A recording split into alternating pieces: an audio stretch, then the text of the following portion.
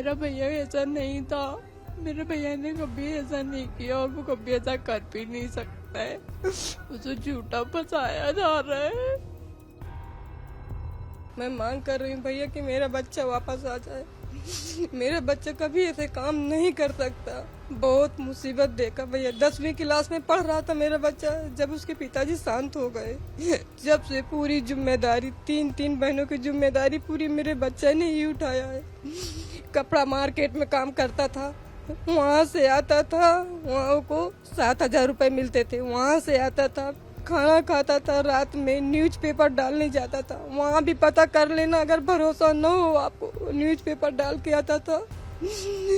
4 बजे आज कहते 4 बजे, कहीं 5 बजे आ जाता था, तो उतना सोता था। फिर 10 बजे कपड़ा मार्केट जाता था।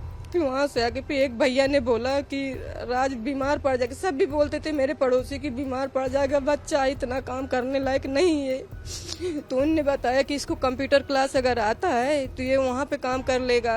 ये जहाँ भैया इनके पास काम करने गया, हाँ, तो वहाँ पे गया तो ये काम करा एक दिन। तो उनने बोला कि ठीक है हम रख लेंगे इसको। तो वहाँ काम करने लगा। अब 2 साल वहाँ काम करा। अब ये काम में क्या मालूम अब क्या हुआ क्या नहीं हुआ, पर मैं ये बोलती हूँ कि मेरा बच्चा कभी ऐसा काम नहीं कर सकता, कभी ऐसा काम नहीं करेगा।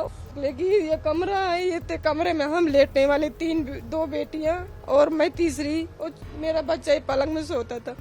यदि इसमें कोई बात करेगा, कुछ करेगा तो सुनाई तो मेरे को पड़ेगा ना, बच्चियों को सुनाई पड़ेगा। उसका फोन आता था, फोन यहीं पे रखा रहता, ये टेबल रखा, इसमें उसका फोन रखा रहता था। जब वो बात कभी उसका फोन हम भी उठा लेते थे, तो कभी उसके पापा का, गोविंद भैया के पापा का फोन रहता था, कभी गोविंद भैया का फोन रहता था, कभी सोनम का भी फोन रहता था, कभी और लड़कियां काम करती थी उनका भी फोन था। बस वो यही बोलते थे कि गाड़ी भरवाना है, रात सर जल्दी ड्यूटी आना। इसके अलावा कभी कोई बात नहीं होती थी। और वो हमेशा दीदी करके बोलता था, हमेशा दीदी बोलता था। वो भी बोलता था, मेरी बच्चियां भी फोन उठाती थी तो बोलती थी हाँ दीदी भैया को हम जगा रहे। बस ऐसी बात हुआ करती थी। और यदि मेरी बात आपको नहीं भरोसा दे रही, नहीं समझ रहे, तो मेरे पड़ोस में जाके, मैं 10 साल से यहाँ रहती हूँ, 10-15 साल हो गए, सबसे पड़ोस में जाके पूछ लो कि मेरा बच्चा कैसा था।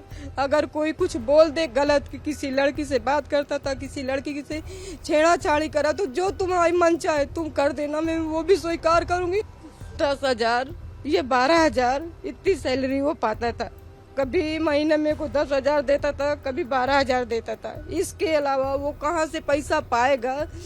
आप भी तो देख ही रहे हो कि कितना गरीब है।